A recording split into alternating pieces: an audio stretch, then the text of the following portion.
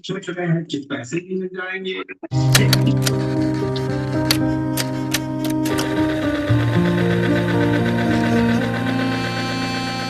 कर्म तत्व की अनुप्रेक्षा से आत्मबोध विकसाए, हम भेद ज्ञान प्रगटाए, हम भेद ज्ञान प्रगटाए।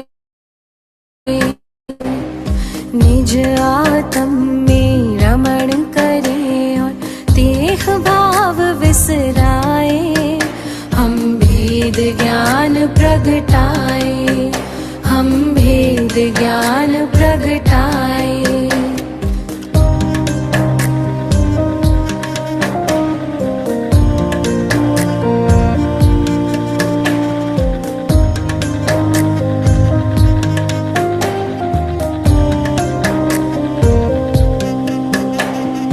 कर्म भिन्न है चेतन क्षीर नीर की भांति, तप का ताप लगे तो बिखरे सोने से ज्यों माटी।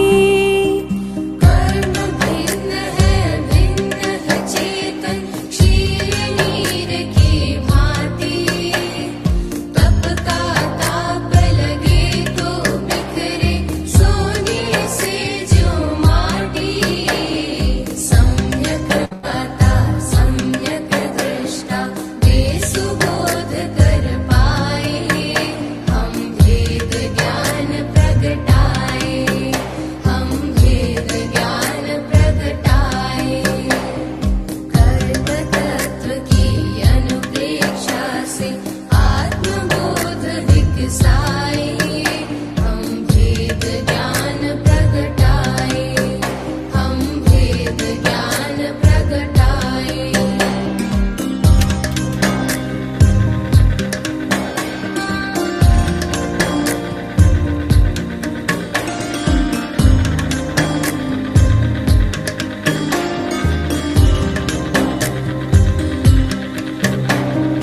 पुण्य भी पुत्कल पाप भी पुत्कल, कर्म भेद ये सारे, बंधते अरु सत्ता में रहते फल दे न्यारे न्यारे। पुण्य भी पुत्कल पाप भी पुत्कल, कर्म भेद ये सारे, बंधते अरु सत्ता में रहते फल दे न्यारे न्यारे। ज्ञान दीप संभाव की ज्योति भीतर आप जलाए, हम भेद ज्ञान प्रगटाए, हम भेद ज्ञान प्रगटाए। कर्म तत्व की अनुप्रेक्षा से आत्मबोध विकसाए, हम भेद ज्ञान प्रगटाए, हम भेद ज्ञान प्रगटाए।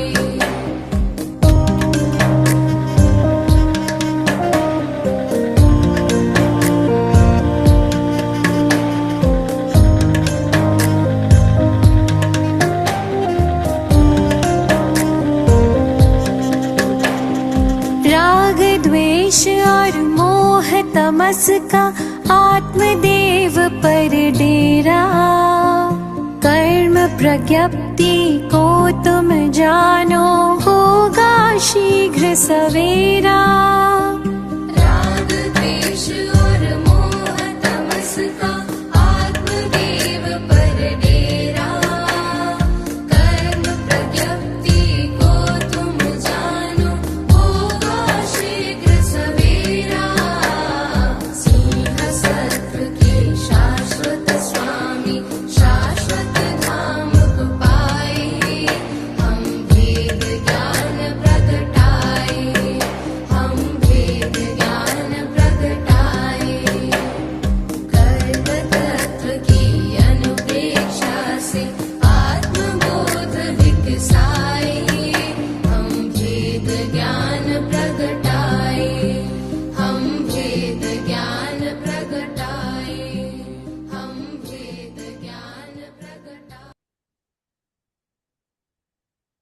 नमो अर्यन्ताणं नमो सिद्धाणं नमो आयर्याणं नमो वज्रायणं नमो लोये सवसाहुणं एसो पंच नमोकारो सव पावपणास्नो मंगलाणं च सवेसिं परमं हवै मंगलम।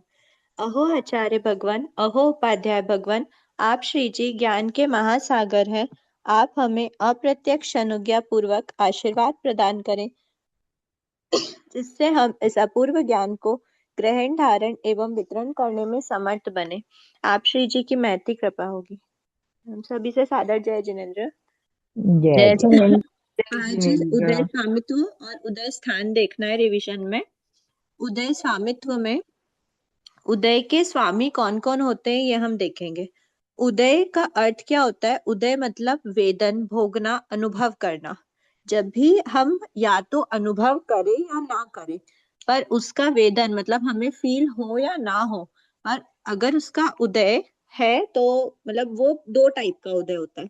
तो इसीलिए वेदन, भोगना, कर्मों को तो वेदन कर रहे हैं, भोग रहे हैं, पर कभी अनुभव करते हैं और कभी नहीं करते। जनरल भाषा में अगर हम उदय को समझेंगे तो वो अनुभव करना ही कहलाएगा। कर्मों के फल का अनुभव करना उदय कहलाता है। ठीक है। अब ये जो उदय है, 8 कर्मों, मूल कर्मों में हम प्रकृति उदय स्वामित्व देख रहे हैं कि कौन कौन से जो 8 कर्म है उनमें कौन कौन से कर्म के स्वामी कौन कौन है, मतलब उनका उदय किस किस में होता है, कौन से जीवों में किस किस गुण स्थान में होता है। सबसे पहले बात करें ज्ञानावर्णी, दर्शनावर्णी। एक बार अलग अलग लेके चलते हैं। ज्ञानावर्णी कर्म लेके चलते हैं। ज्ञानावर्णी उदय किस किस में होता है? उदय होता है 1 से 10 गुण स्थान में। क्यों? क्योंकि जितने भी छद्मस्त जीव होते हैं वो सभी उनके ज्ञानावर्णी दर्शनावर्णी का क्या रहता है? उदय होता है। मतलब इनके उदय के कारण से ही जीव क्या कहलाता है? छद्मस्त कहलाता है। छद्मस्त जीव 10th गुण स्थान तक रहते हैं और उसके बाद उनके क्या हो जाता है? जो बारहवें अर्कशाई गुण स्थान तक है, रहेगा ना ज्ञानावर्णीय। सॉरी सॉरी सॉरी, उदय है ना, उदय उदय उदय उदय। हाँ। उदय 1 से 12 तक रहेगा। 1 से 12 तक सभी जीव छद्मस्त कहलाते हैं, 12वें गुण स्थान वाले। और उसके बाद क्या हो जाता है? 13 गुण स्थान में जब जीव जाता है तो वह केवली बन जाता है। तो इसीलिए केवली जो होते हैं उनके ज्ञानावर्णी दर्शनावर्णी का उदय नहीं रहता। इसीलिए 1 से 12 गुण स्थान तक ही ज्ञानावर्णी दर्शनावर्णी का उदय रहता है।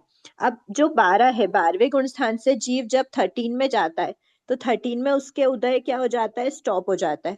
और 13 के बाद जीव जब 14 में जाता है तो वापस से बंध स्टार्ट होता है क्या? नहीं होता। इसीलिए पुनः इसके बंध नहीं, सॉरी, वापस उदय स्टार्ट होता है क्या? नहीं होता। इसके उदय की आदि नहीं होती है। अनादिकाल से बंधता आ रहा है लेकिन उसके उदय की आदि नहीं होती है, पुनः आदि नहीं होती है, मतलब वही बात है। तो सादि भंग घटित नहीं होगा और अनादि का भंग घटित होगा। फिर बात करते हैं ध्रुव और अध्रुव। ध्रुव है मतलब हमेशा। तो अभव सिद्धिक जीवों के ज्ञानावर्णी दर्शनावर्णी का जो भंग है, मतलब ज्ञानावर्णी दर्शनावर्णी जो कर्म है वो हमेशा उदय में रहेंगे। वो कभी भी केवली अवस्था को प्राप्त नहीं करते क्योंकि इनका उदय कब रुकता है? 13 पे रुकता है। तो 13 तक तो वो अभव सिद्धिक जीव आ ही नहीं पाते, मतलब वो हमेशा निरंतर उनका उदय रहता ही रहता है। फिर अध्रुव की बात करें तो अध्रुव मतलब जिनका एंड होना है, तो 12th गुण स्थान तक इनका उदय रहेगा। 13th में जब आएगा तो उनका उदय क्या हो जाएगा? स्टॉप हो जाएगा। तो अब सॉरी, भव सिद्धिक जीव की अपेक्षा ज्ञानावर्णी दर्शनावर्णी का जो उदय है वो अध्रुव है। फिर बात करते हैं वेदनी कर्म की।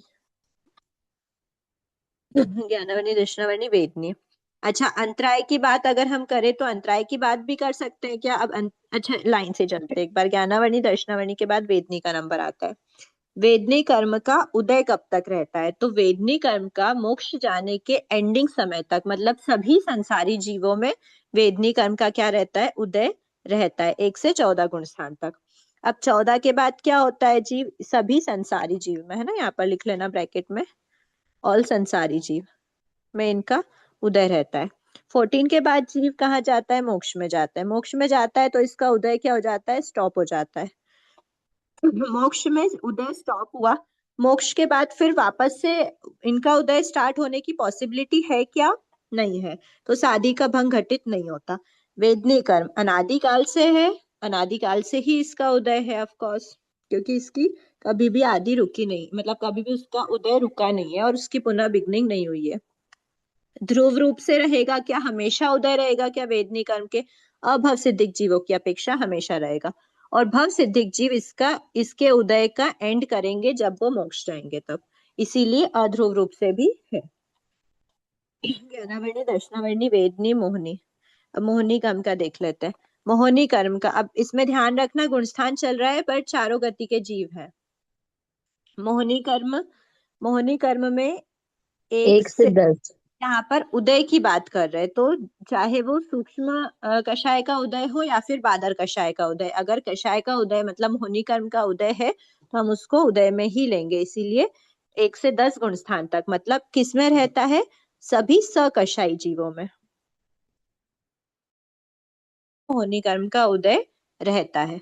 तो जब जीव 10th से 11th में जाएगा वहां पे उसका उदय स्टॉप हो जाएगा, क्योंकि उपशम की अवस्था रहती है। 10th से अगर 12th में जाएगा तो वहां पर भी स्टॉप हो जाएगा उदय, क्योंकि क्षय की अवस्था रहती है मतलब क्षय हो चुका होता है। अब 11th से तो फिर उसका उदय वापस स्टार्ट हो जाएगा। 11th से जब जीव 4th में आएगा तो वापस उसका उदय क्या हो जाएगा? स्टार्ट हो जाएगा। इसीलिए जब भी चाहे वो 4th में जाए या फिर 10th में जाए, 4th में कैसे जाता है? भवक्षय की अपेक्षा, 10th में अध्याशय की अपेक्षा, तो वापस स्टार्ट हो रहा है, इसीलिए इसमें शादी का भंग घटित होता है।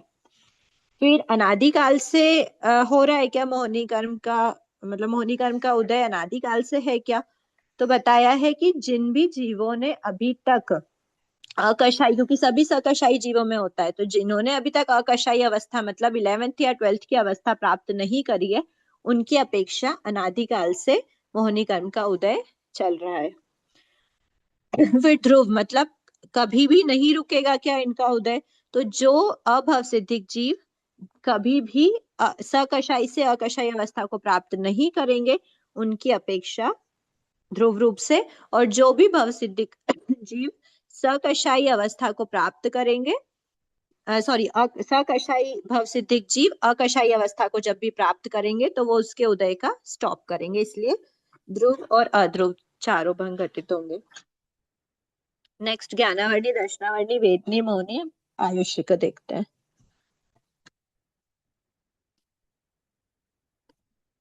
आयु कर्म का उदय होता है 1 से 14 गुण स्थान तक, क्योंकि 14 गुण स्थान तक जब तक जीव के आयुष्य का उदय रहता है तब तक मोक्ष की प्राप्ति नहीं होती। तो 1 से 14 तक पूरे में उसके आयुष्य का उदय चलता है, तो ये सभी संसारी जीवों की अपेक्षा है। ठीक है, तो ज्ञानावन क्या आयुष्य कर्म का 1 से 14 तक उदय रहता है, 14 के बाद वो मोक्ष जाता है, वहां पे उसका उदय क्या हो जाता है? स्टॉप हो जाता है। उदय स्टॉप हो गया, मोक्ष से वापस उदय स्टार्ट होने की चांसेस है क्या? नहीं है, तो शादी भंग घटित नहीं होगा। अनादिकाल से इसका उदय है, हाँ, और अनंत काल तक मतलब कभी एंड नहीं होगा। भव सिद्धिक जीवों की अपेक्षा कभी भी आयुष्य के उदय का एंड नहीं होगा। अगर एक आयुष्य छोड़ी तो दूसरी आयुष्य में वो उसका दूसरे आयुष्य का उदय हो जाएगा, दूसरे आयुष्य छोड़ी तीसरे आयुष्य का उदय हो जाएगा, कंटिन्यूअसली आयुष्य का उदय होता ही रहेगा। इसीलिए अनादि सॉरी ध्रुव रूप से अभव सिद्धिक की अपेक्षा है, और जब भव सिद्धिक जीव मोक्ष को प्राप्त करेंगे तो उनकी अपेक्षा आयुष्य कर्म रुक जाएगा, उसके उदय उदय का अंत हो जाएगा। ज्ञानावनी दर्शनावनी वेदनी मोहनी आयुष्य नाम गोत्र अंतराय। अब नाम गोत्र की जब बात करेंगे तो जैसे हमने वेदनी और आयुष्य की बात करी, एकदम सेम चला था, भंग भी सेम थे, गुणस्थान भी सेम थे और जीव भी सेम थे, मतलब जो स्वामी है वो भी सेम थे। तो वेदनी गोत्र ये जो 4 अघाती कर्म है इनका हमको सेम देखना है। 1 से 14 सभी संसारी जीव चारों गुणस्थान वाले, इनमें इनका उदय रहता है। फिर बात करते हैं अंतराय कर्म की, तो अंतराय कर्म में क्या बोला है कि 1 से 12 तक इसका उदय रहता है, क्योंकि 12वें गुणस्थान के लास्ट समय में इसका उदय विच्छेद होगा। 12 के बाद जीव जब 13th में जाता है तो 13th में उसका उदय स्टॉप हो जाता है, और वापस जो उदय स्टॉप हुआ है उसकी फिर से मतलब 13 से 14 पे जाएगा तो भी स्टॉप ही रहता है, पुनः स्टार्ट नहीं होता। इसीलिए शादी भंग घटित नहीं होगा। अनादिकाल से इसका उदय चल रहा है, ध्रुव रूप से अभव सिद्धि की अपेक्षा और अध्रुव रूप से भव सिद्धि की अपेक्षा, जब वो 13 गुण स्थान में पहुंचेंगे। ठीक है, ये हो गया हमारा मतलब ज्ञानावर्णी, दर्शनावर्णी और अंतराय को हमको साथ में ही देखना है। ज्ञानावर्णी, दर्शनावर्णी और अंतराय, अंतराय को भी यहीं पे लिख देते हैं, शॉर्ट में याद हो जाएगा। वेदनी, आयुष, नाम, गोत्र को साथ में देखना है, मोहनी को अलग देखना है क्योंकि इसके गुणस्थान डिफरेंट है। ठीक है, अब अगर आपको एक बार स्क्रीनशॉट लेना है तो ले सकते हैं। चैप्टर कंप्लीट हो गया ये वाला। एक मिनट, लाइट आ रही है। ठीक है, अभी स्क्रीनशॉट ले लिया, आगे बढ़ते हैं। अब इसी में हम इनके स्थान भी देखें, इसमें और कुछ तो नहीं है ना। अब इसमें अगर हम गुणस्थान का और खुला करके अगर देखना है ना, तो चलो वो सारे एक बार लास्ट में ले लेंगे। जो भी चारों गति के जीव की हम बात कर रहे हैं, तो चारों गति की अपेक्षा गुणस्थान देख लेंगे। बस डिफरेंस इतना ही है कि जो नरा गति और देव गति होती है, उनमें सिर्फ 1 से 4 गुणस्थान रहता है। तो जब आपसे पूछा जाए कि ज्ञानावर्णी का उदय कहाँ तक होता है, तो आप बोलोगे जनरल टर्म्स में समुच्चय रूप से 1 से 12 तक रहता है। लेकिन जब आपसे पूछेंगे तिर्यंज गति में ज्ञानावर्णी कर्म का उदय कहाँ तक रहता है, तो आप बोलोगे 1 से 5 तक, क्योंकि तिर्यंज की गति ही 1 से 5 गुण स्थान तक की रहती है। ऐसे इतने डिटेल में संभावना कम ही है कि अभी आपसे पूछे, क्योंकि अभी आपको गुणस्थान स्वरूप बुक नहीं पढ़ाई है, उसमें आपको आएगा कि चारों गति में कौन कौन से गुणस्थान होते हैं। तो उसकी अपेक्षा आपसे हो सकता है फाइनल एग्जाम में जब दोनों सिलेबस रहेगा तब पूछ सकते हैं। अभी तो संभावना कम ही लग रही है। फिर भी एक जनरल जानकारी के हिसाब से हम लास्ट में अगर अवसर रहा तो देखते हैं इसको। अभी हम देख लेते हैं उदय स्वामित्व तो हो गया ना, उदय स्थान देख लेते हैं। अभी हमने क्या बात करी थी, ज्ञानावर्णी, दर्शनावर्णी, मतलब ज्ञानावर्णी का, दर्शनावर्णी का और अंतराय का, ये तीनों का हमने उदय क्या कितने में देखा, 1 से 10, 1 से 12 तक। और ज्ञानावर्णी, दर्शनावर्णी, अंतराय, फिर ज्ञानावर्णी, दर्शनावर्णी, वेदनी, नाम, गोत्र। वेदनी, आयुष, नाम, गोत्र चारों ले लेते हैं। वेदनी, आयुष्य, नाम और गोत्र, इनका होता है 1 से 14 तक। और मोहनी कर्म का होता है 1 से 10 तक। हो गए 1 2 3 4 5 6 7 गोत्र। अब ये हमने गुणस्थान देख लिए। अब स्वामित्व हमारे पास कितने मतलब सॉरी उदय स्थान कितने होंगे? 3 होंगे। कैसे? सबसे पहले तो हमारा 10th में रुके, उसके बाद 14th में रुकेगा। तो 1 से 12 तक कितने कर्मों का एक साथ उदय हो रहा है? 8 ही कर्मों का। 1 से 12 नहीं, सबसे पहले 1 से 10। 1 से 10 कितने कर्मों का उदय हो रहा है? 1 से 10 गुण स्थान तक 8 ही कर्मों का एक साथ उदय हो रहा है। जब हम 10वें गुण स्थान से 11वें या फिर 12वें में जाते हैं, तो हमारे मोहनी कर्म का उदय नहीं होता। तो जब हम 11वें गुण स्थान में जाएं या फिर 12वें गुण स्थान में जाएं, हमारे मोहनी कर्म का उदय माइनस हुआ है, तो -1 कर दो, तो क्या बचा? 7। ठीक है, फिर जब हम 12वें से 12वें में ज्ञानावर्णी, दर्शनावर्णी और अंतराय का उदय 12वें तक रहता है, और 12वें से जब 13वें में जाते हैं तो इनका उदय रुक जाता है, ज्ञानावर्णी का, दर्शनावर्णी का, अंतराय का। इनका बस कहाँ तक रहता है? ओनली 12 तक रहता है। तो 12 से जब 1 2 3 का माइनस करा तो 7 में से 3 गए, 4 किस में? जब 12 से 13 में जाते हैं। और 13 के बाद फिर ये 4 का कहाँ तक रहता है? 14वें गुण स्थान तक। तो 13 और 14 दोनों गुण स्थान में ये 4 प्राकृतिक उदय स्थान हमको मिलता है। वेदनी, आयुष, नाम, गोत्र। ठीक है, उदय स्थान क्या है? तो इसकी भी डेफिनेशन बंध स्थान के समान ही है। एक जीव एक साथ जिन कर्म प्रकृतियों का उदय होता है, उन कर्म प्रकृतियों के समूह को उदय स्थान कहते हैं। समूह या समुदाय, जो भी वर्ड यूज कर सकते हैं, बात एक ही होगी। ठीक है, फिर उदय स्थान हमने देखा था एक बार। बंध स्थान रिकॉल कर लेते हैं। बंध स्थान कितने थे हमारे पास? पहले मोहिनी का बंध रुक रहा था 1 से 9 तक, तो 8 प्राकृतिक मिल रहा था। लेकिन 8 प्राकृतिक का 1 मिनट, 1 से 9 तक जो था, सबसे पहले तो आयुष्य का हटता है ना बंध में, तो 1 से 7 के फर्स्ट तक उसमें से 3 माइनस करना है अपने को। मतलब 1 2 3 नहीं सॉरी 1 2 4 5 6 7 तक आयुष्य का बंध होता है, तो 8 प्राकृतिक। और इन गुण स्थानों में आयुष्य का बंध नहीं हो ऐसा भी पॉसिबल है। इसीलिए मोहिनी कर्म का बंध कब रुक रहा है? 9th गुण स्थान में। और उसके पहले 1 से 9 तक कंटिन्यूअसली विथआउट आयुष्य का बंध मोहिनी कर्म कंटिन्यूअसली बंध रहा है, इसलिए 7 प्राकृतिक मिला था। के बाद 9th के बाद फिर हम 10th गुण स्थान में आते हैं, तो 10th गुण स्थान में मोहिनी का बंध रुक जाता है। मोहिनी का बंध रुका तो ओनली 6 का बंध हमको मिलता है। और फिर उसके बाद 10th के लास्ट समय में किसका बंध रुकता है? मतलब 10th के लास्ट समय तक किसका रहता है? तो एक साथ ज्ञानावर्णी, दर्शनावर्णी, अंतराय, नाम, गोत्र, 5 ही कर्मों का एक साथ बंध 10th के लास्ट समय में बंध विच्छेद हो जाता है। मतलब 10th के लास्ट समय तक रहता है, और 11th गुण स्थान में आते ही या फिर 12th में आते ही वो ओनली एक बचता है वेदनी कर्म।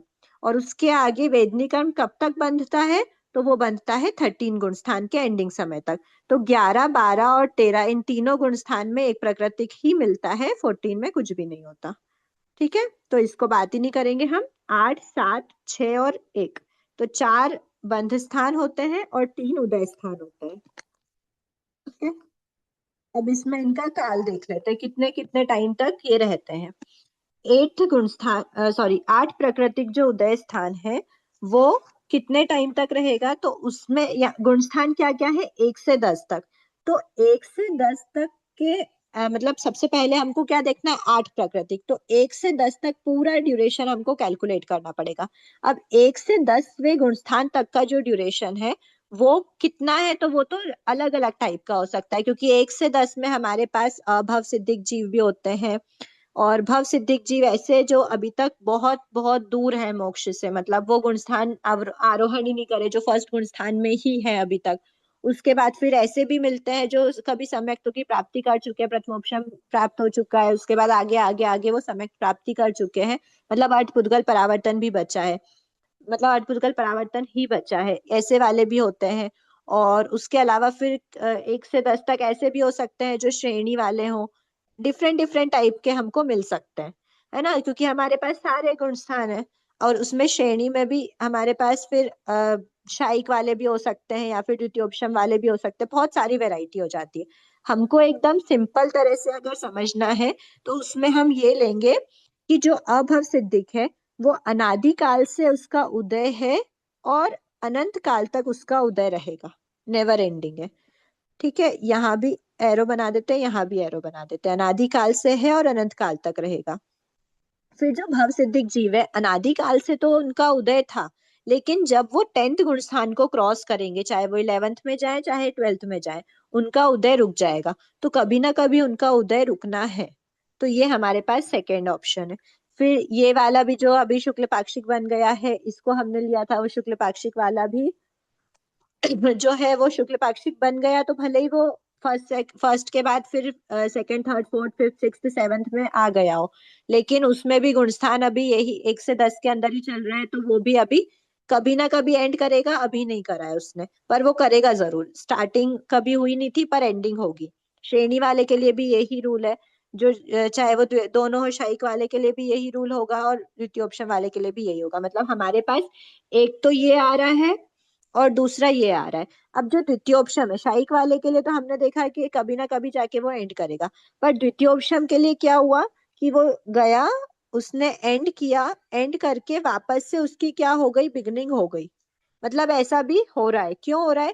क्योंकि वो 10th गुण स्थान में जब गया, 10th के बाद वो 11th में आया, और शायिक वाला नहीं, सॉरी, इसको हम शायिक द्वितीयोपशम नहीं बोलते हुए इसको सिर्फ उपशमक श्रेणी बोले, क्योंकि शायिक सम्यक्त जीव भी क्या कर सकता है?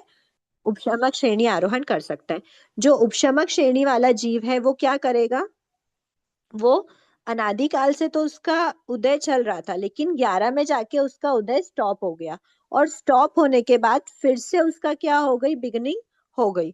तो उसकी बिगनिंग हुई है, और ये जो बिगनिंग हुई है वो कभी ना कभी जाके एंड जरूर होगी। क्यों? क्योंकि 11th के बाद 10th में या फिर 4th में गया तो वापस से अध्याशय से 10th में जाएगा, भवशय से 4th में जाएगा, और उसकी बिगनिंग हो जाएगी उदय की।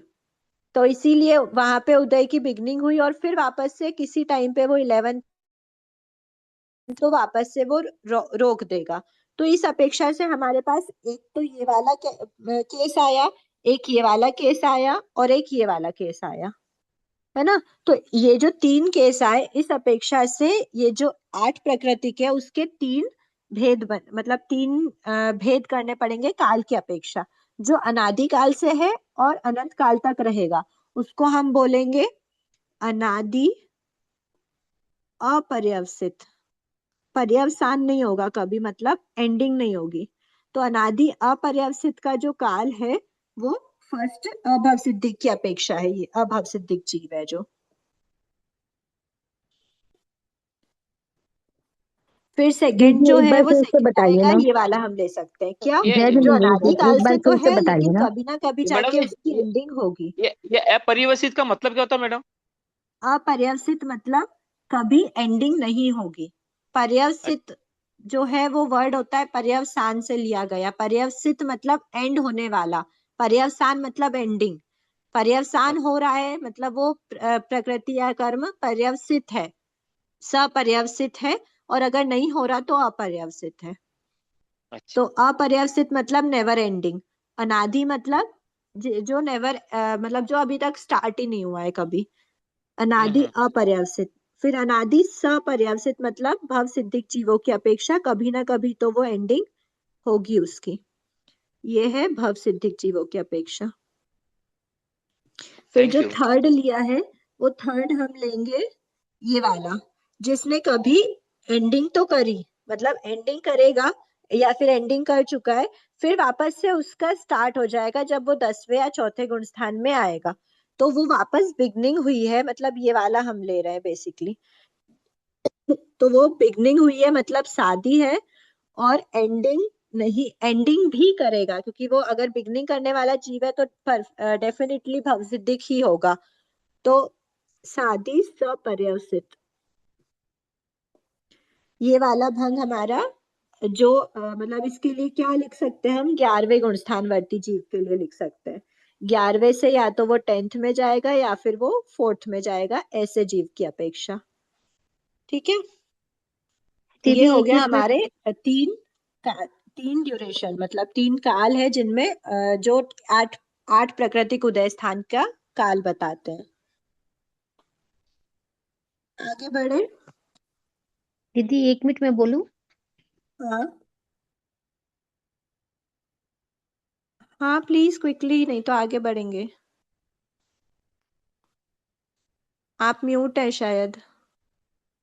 हाँ दीदी, पहला जो भंग है अपन अभव सिद्धिक के लिए लेंगे, दूसरा हाँ भंग है भव सिद्धिक के लिए, और तीसरा हाँ जो भंग उत्तम से गिरने की अपेक्षा ले रहे हैं, ऐसा ही समझना। हाँ, 11वें गुण स्थान से उसका पतन हुआ है, या तो भवशय से या फिर अध्याशय से। अच्छा ठीक है। क्योंकि उसकी तभी तो बिगनिंग होगी। और उसके बाद ना इसमें एक और भंग चलता है, अनादि अपर्यवसित हो गया, अनादि सपर्यवसित हो गया, सादि सपर्यवसित हो गया, और एक और भंग होता है जिसका नाम होता है अनादि, नहीं सॉरी, सादि अपर्यवसित। सादि अपर्यवसित। पर इसमें का कोई मतलब कर्मों की अपेक्षा कुछ नहीं हो सकता, चाहे बंध हो उदय उदीर्णा की, जिसकी बिगनिंग हुई है पर कभी एंड ना हो, ऐसा कभी कुछ नहीं हो सकता।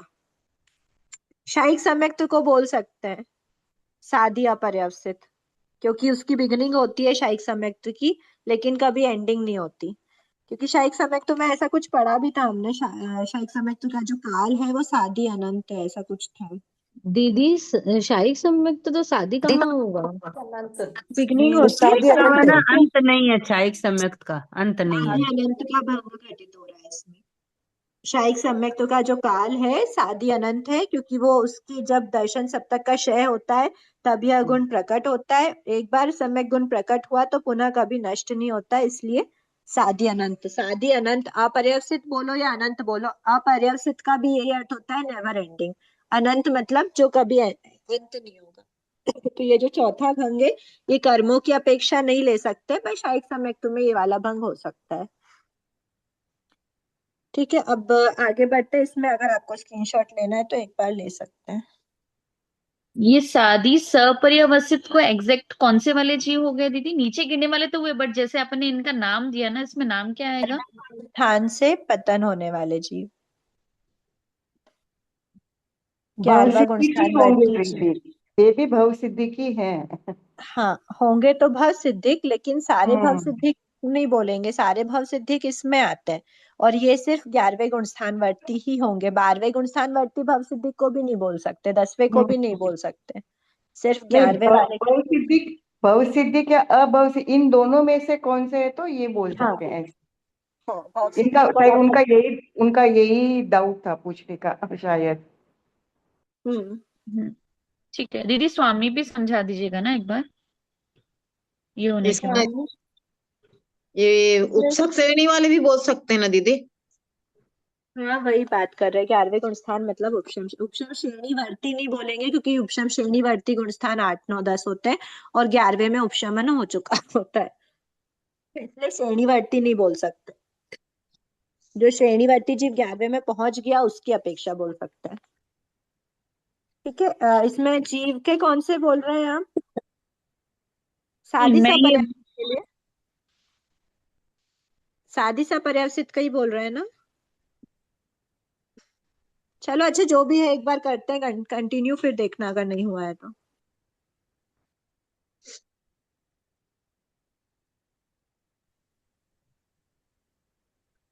साधी सपर्यावसित मतलब जिसकी बिगनिंग है, और मतलब बिगनिंग हुई है और एंडिंग भी हुई है, तो जिसका बिगनिंग हुई है और एंडिंग भी होगी, तो इस अपेक्षा से हमको एक डेफिनिट काल मिल जाता है, क्योंकि हमारे पास बिगनिंग और एंडिंग होती है।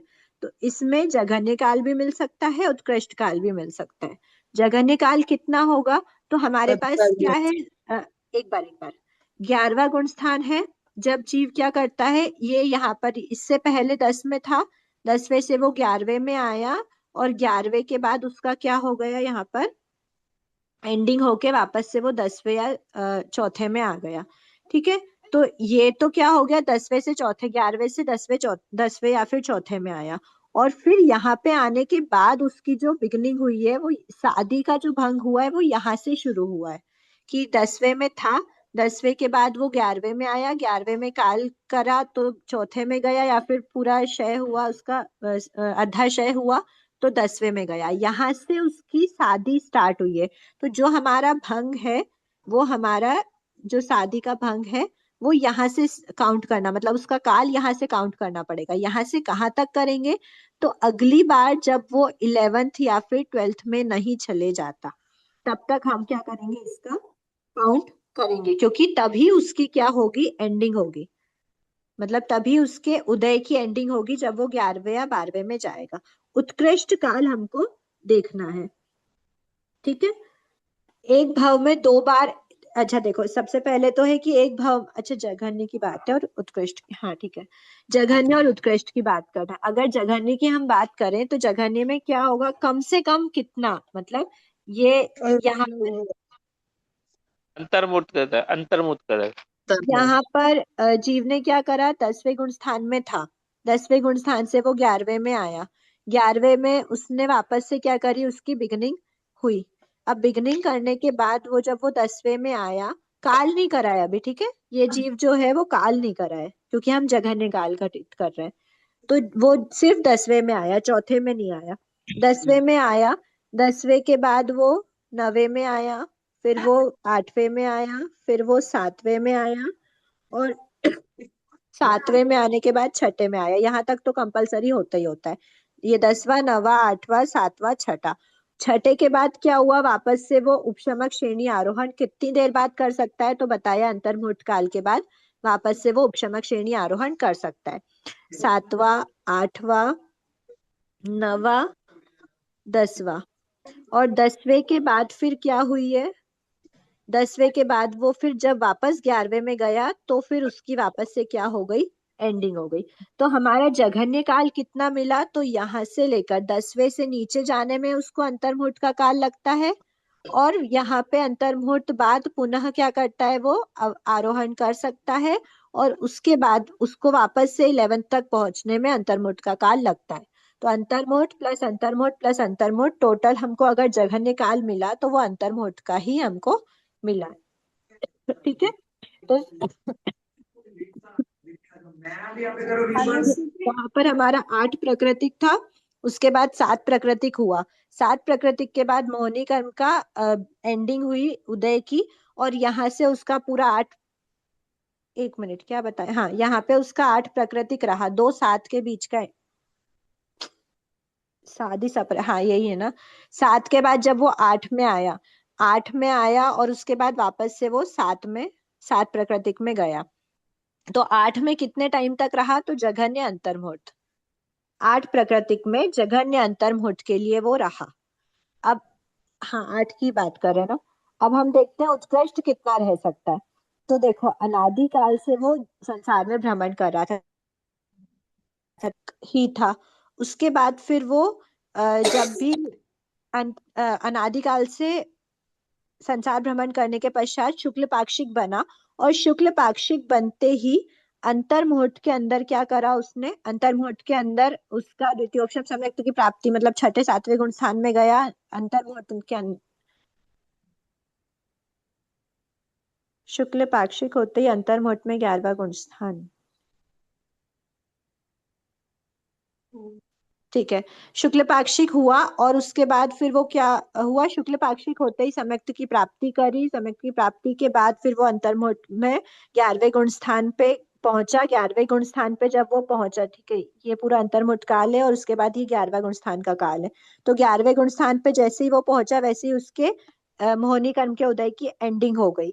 तो यहाँ पर क्या हुआ, 11वें गुण स्थान पे पहुंचने पर उसका, यहाँ पर तो 8 चल रहा था, यहाँ पे 7 प्राकृतिक हो गया।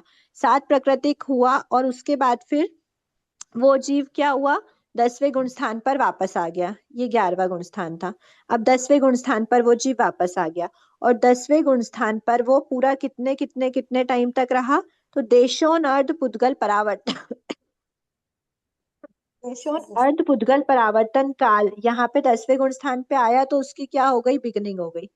और यही हमको ड्यूरेशन देखना है हमारा 8 प्राकृतिक का उत्कृष्ट। यहाँ पे बिगनिंग हुई है और यहाँ पे जाके एंडिंग होगी। कहाँ पे एंडिंग होती है इसकी एंडिंग होती है 11वें या फिर 12वें में। तो सबसे मैक्स, हाँ ठीक है, 11वें या 12वें में जब भी वो आ रहा है तो हम 11वें के बाद तो क्या होगा, 11वें के बाद वापस से उसका पतन हो जाएगा और फिर उसका जो ड्यूरेशन है वो छोटा पड़ जाएगा। इसलिए हमको क्या कर, मतलब जो 11वां होता है ना, देखो हमको लेना क्या है, हमको उत्कृष्ट की बात कर रहे हैं। उत्कृष्ट में हम अगर लास्ट चांस है हमारे पास तो हम चरम भाव को ही लेना अपेक्षित समझेंगे, क्योंकि 11वां गुण स्थान अचरम भाव, अचरम जीव, शरीरी जीव का होता है, और अचरम शरीरी जीव के बाद हमारे पास और भी मतलब ड्यूरेशन हमारे पास अभी बचा हुआ है संसार काल का। तो अगर हमको मैक्सिमम ड्यूरेशन चाहिए तो हम 11th ना मानते हुए यही मानेंगे कि वो जीव 12th गुण स्थान में आया है, तभी उसने उसकी क्या करी है, एंडिंग करी है, मतलब वो शपथ श्रेणी ही आरोहण करा हुआ है। तो इसीलिए यहाँ पर आकर वो क्या हो जाएगा, 12th के बाद तो फिर 7 प्राकृतिक होता है 12th गुण स्थान पे। ठीक है, तो ये हो गया 7 प्राकृतिक पे आ गया। तो यहाँ से उसकी बिगनिंग हुई थी और यहाँ पे जाके एंड हुआ। कब हुआ, ऐसी अवस्था जिसमें देशोन अर्थ पुद्गल, सॉरी, जिसमें अनादिकाल से करते करते अनादिकाल के बाद यहाँ पर शुक्ल पाक्षिक हुआ, मतलब उसने जो उसका है ये संतरावट ही बचा। करोड़पुर होगा ना दीदी, करोड़पुर होगा ना त्रियंचनेरी के हिसाब से। करोड़ पूर्व नहीं होगा, करोड़ पूर्व बहुत छोटा है। मनुष्य और तिर्यंच, मनुष्य और तिर्यंच की अपेक्षा नहीं लेना, यहाँ पे पूरा संसार काल भ्रमण करा, लेकिन कभी उसने 11वें या 12वें को टच, 12वां तो वैसे भी चरम भाव में करेगा, लेकिन बीच में एक भी बार 11वां टच नहीं करा। वो चारों ही गति के जीवों की अपेक्षा बोल सकते हैं, क्योंकि अगर वो देवलोक और नरक गति में गया तो भी वो 11वां गुण स्थान थोड़ी टच करेगा। अर्ध ये उद्गल इसमें परावर्तन काल।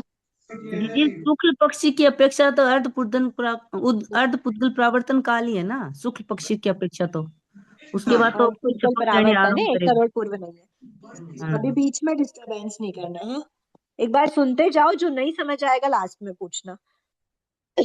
7 प्राकृतिक से जब वो 8 पे स्विच हुआ, 8 प्राकृतिक पे कब स्विच हुआ? जब उसने 11वें गुण स्थान पे आया, 11वें गुण स्थान पे आया था तो उसने एंडिंग करी थी, और 11वें से जब वापस 10वें में गया तो फिर वो क्या हो जाएगी? उसकी बिगनिंग हो जाएगी। और वहां से वो 8 प्राकृतिक लिया लिया लिया और पूरा बीच में कभी भी 11वें गुण स्थान को टच नहीं करा, और 11वें गुण स्थान को टच नहीं करा, और जस्ट वो वापस 12वें में ही सीधे शपक श्रेणी चरम भाव में आया, शपक श्रेणी आरोहण किया और 12वें गुण स्थान में चले गया, और यहाँ पर उसके वापस से मोहिनी कर्म के उदय की एंडिंग हो जाती है, क्योंकि वो क्षय हो चुका है। इसी अपेक्षा से ये जो उसका पूरा यहाँ से लेकर, यहाँ शुक्ल पाक्षिक बना था, यहाँ से लेकर यहाँ तक का जो काल था किसका? अर्ध पुद्गल परावर्तन का, उसमें से 12, 13, 14 का माइनस किया है, और यहाँ पर अंतर्मुहूर्त पश्चात ही 11वें गुण स्थान में वो आ गया, और फिर 11वें गुण स्थान, ये अंतर्मुहूर्त पश्चात 11वें में आया, और 11वें का अंतर्मुहूर्त का काल, इतना पूरा काल माइनस कर दिया, तब 10th गुण स्थान में आने पर 8 प्रकृति की बिगनिंग हुई है, और 12th में आने के मतलब 12th में आता है तब एंडिंग होती है। तो इस बीच उसका उत्कृष्ट काल समझेंगे 8 प्राकृतिक उदय स्थान का। 8 प्रकृतियों का ही उदय चल रहा है, जब उसने मोहिनी कर्म का उदय बिल्कुल भी नहीं रोका। अब यहाँ से अब हम नेक्स्ट बात करते हैं, ये तो हमारा 8 प्राकृतिक हो गया। अब 7 प्राकृतिक की बात करते हैं। तो मैडम 7 प्राकृतिक मैडम एक मिनट, अर्धपुर्तगल क्या होता है? अर्धपुर्तगल परावर्तन क्या बोलते हैं? बहुत बड़ा काल है। जब आप आधार ग्रंथ में आओगे तो उसका फर्स्ट चैप्टर वही है, आपको वहां बहुत डिटेल में आएगा कि अटपुद्गल परावर्तन काल क्या है। बस इतना समझो, अटपुद्गल परावर्तन काल बहुत लंबा काल है। 7 प्राकृतिक है। अब 7 प्राकृतिक को अलग से समझ लेते हैं। ये अगर आपको स्क्रीनशॉट लेना है तो एक बार ले सकते हैं। 7 प्राकृतिक जो है उसके गुणस्थान क्या क्या है? 7 प्राकृतिक में हमने देखा जब मोहिनी कर्म का उदय नहीं हो रहा, मोहिनी के अलावा सभी का उदय हो रहा है, तो मोहिनी कर्म के अलावा सभी का उदय हमको मिलता है 11वें और 12वें गुण स्थान में, क्योंकि 12वें गुण स्थान के बाद जो है वो ज्ञानावर्णी, दर्शनावर्णी और अंतराय का भी उदय रोक देता है। इसीलिए 7 प्राकृतिक हमको मिल रहा है 11वें और 12वें गुण स्थान में। ठीक है, तो अब 7 प्राकृतिक के लिए हमको जघन्य काल निकालना है और उत्कृष्ट काल निकालना है। तो जो जघन्य काल है वो कितना हो सकता है? तो हम 11वें और 12वें दोनों की अपेक्षा देखेंगे। 11वें का जघन्य कितना होता है? 12वें का। 11वें का जो जघन्य काल होता है वो 1 समय का होता है, और उत्कृष्ट काल जो होता है वो अंतर्मुहूर्त का होता है। और 12वें का कितना रहता है? 12वें का होता है जघन्य 1 समय का, सॉरी 12वें का जघन्य होता है अंतर्मुहूर्त का, और उत्कृष्ट भी होता है अंतर्मुहूर्त का। इसलिए जो हम 7 प्राकृतिक का जघन्य काल जब हमको घटित करना है तो हम 11th की अपेक्षा लेंगे, क्योंकि अंतर्मुहूर्त से छोटा भी काल हमको मिल गया। तो इसीलिए जघन्य 1 समय का होता है, वो होता है 11वें गुण स्थान में कोई भी जीव गया, वो अभी तक 10th गुण स्थान मतलब 1st, 2nd, 3rd, 4th से 10th गुण स्थान तक था, वो मोहिनी कर्म का क्या कर रहा था? 8 प्राकृतिक में था। और जैसे ही वो 7 प्राकृतिक में आया 11वें गुण स्थान में और काल कर गया, और वापस से उसका 8 प्राकृतिक स्टार्ट हो गया, वो किस में गया? 4th गुण स्थान में गया। गुण स्थान वाला 4th गुण स्थान में चला जाता है, तो बस एक समय के लिए हमको 7 प्राकृतिक 7 प्राकृतिक उदय स्थान मिलता है। इसीलिए 7 प्राकृतिक का जघन्य एक समय लिया है। अब 12वें गुण स्थान में, तो 12वें गुण स्थान की बात नहीं करिए यहाँ पे। उत्कृष्ट काल कितना हो सकता है? तो बताया है कि 7वें गुण, 11वां और 12वां दोनों का है क्या इसमें? 74 पेज पे क्या लिखा हुआ है बुक में? उत्कृष्ट काल में लिखा हुआ है उत्कृष्ट अंतर्मुहूर्त जघन्य एक समय 12वें का है मैडम, 12वें का लिखा है, 12वां केवल 12वां करवाया गया है। 11वां और यहाँ पर 12वां 12वां लिखा है, 12वें यहाँ पर क्या लिखा है? बस ये बता दीजिए। हमारे किताब में 12वें लिखा है। 12वें गुण 12वें स्थान में उत्कृष्ट अंतर्मुहूर्त काल तक रहने वाले जीवों की अपेक्षा 7 मैडम प्राकृतिक उदय स्थान का उत्कृष्ट काल अंतर्मुहूर्त घटित ठीक है, होता है। इसे ठीक है, 12वें ठीक है, ठीक है। ठीक है, तो यहाँ पर 12वां गुण स्थान, इसको मैं तुरंत ही करेक्शन कर लेती हूँ।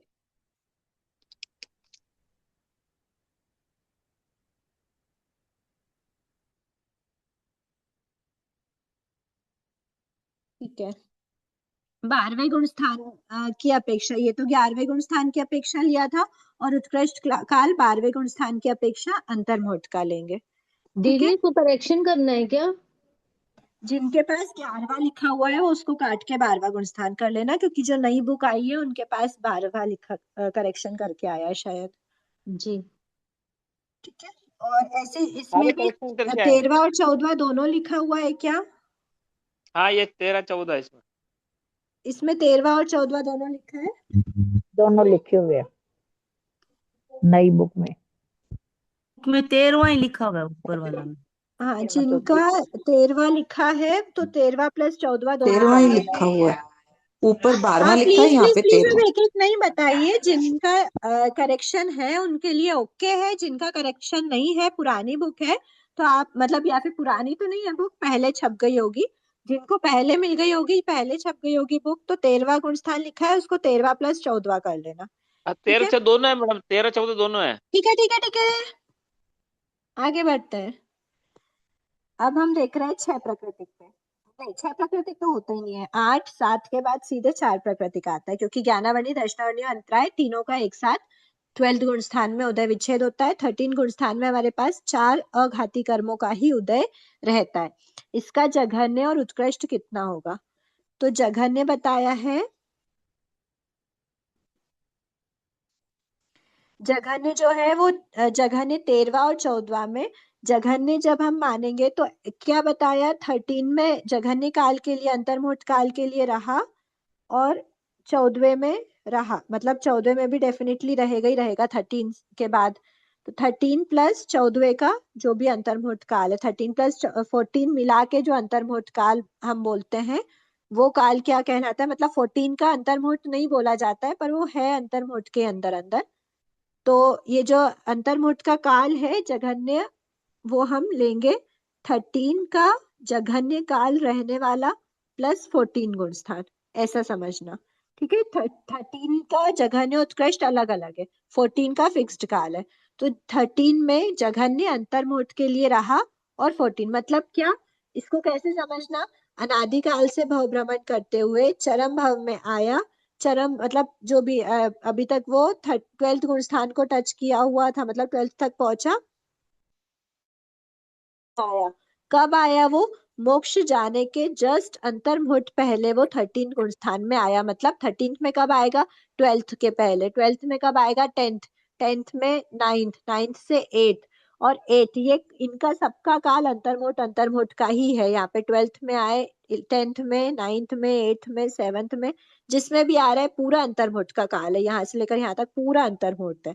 तो इस पूरे अंतर्मुहूर्त में, और ये 13 का भी ओनली मिनिमम से मिनिमम अंतर्मुहूर्त का काल, और ये 14 का काल है। तो मोक्ष जाने के जस्ट, ये टोटल काल हुआ अंतर्मुहूर्त। तो मोक्ष जाने के जस्ट अंतर्मुहूर्त पहले जीव ने क्या करा? शपथ श्रेणी आरोहण करा। तो शपथ श्रेणी आरोहण के वजह से अंतर्मुहूर्त पहले ही जब शपथ श्रेणी आरोहण करा, तो 13वें गुण स्थान में भी जीव सिर्फ अंतर्मुहूर्त के लिए ही रहा, और 13वां गुण स्थान का जघन्य काल अंतर्मुहूर्त प्लस 14वें का काल मिला के 4 प्राकृतिक का उदय स्थान जो है वो 4 प्राकृतिक उदय स्थान का जघन्य काल अंतर्मुहूर्त का ही हम मानेंगे। 13 दीदी का वो देशों अंतर्मुहूर्त करोड़ काल, पूर्व भी तो आता है। रेशन करोड़ पूर्व वाली कोई बात वो नहीं है यहाँ वो पर। तो उत्कृष्ट वाला है, उत्कृष्ट है वो तो। उत्कृष्ट, हाँ। अब हम देखते हैं उत्कृष्ट की। ठीक है, उत्कृष्ट की बात करेंगे तो हमको क्या चाहिए? 14 का काल तो हमारा फिक्स्ड है। अब हमको अगर उत्कृष्ट बनाना है तो 14 को तो हमको सिर्फ यहाँ पर ऐड ऑन करना पड़ेगा, लेकिन 13 का हमको उत्कृष्ट बताना पड़ेगा। तो उत्कृष्ट काल कितना होता है 13 का? तो वो बताया है कि 13 गुण स्थान में जब भी जीव उत्कृष्ट काल रहना है तो वो कब रहेगा? अपना लाइफ का मैक्सिमम टाइम 13 गुण स्थान में व्यतीत करने वाला जीव, वो उस 13 गुण स्थान में मैक्सिमम काल तक रहेगा। तो अपने लाइफ का मैक्सिमम काल, सबसे पहली बात तो ये जीव कौन होगा, तो ये जीव होगा 1 करोड़ पूर्व की आयुष्य वाला मनुष्य। और क्योंकि वो क्या है 13 गुण स्थान में आया, उसके बाद वो 14 में रहा और फिर वो मोक्ष चले गया, तो मोक्ष में जाने वाले जीव कभी भी युगलिक नहीं होते हैं, वो करोड़ पूर्व की आयुष्य, संख्य वर्ष की आयुष्य वाले ही होते हैं। मैक्सिमम आयुष्य कितनी हो सकती है, 1 करोड़ पूर्व की।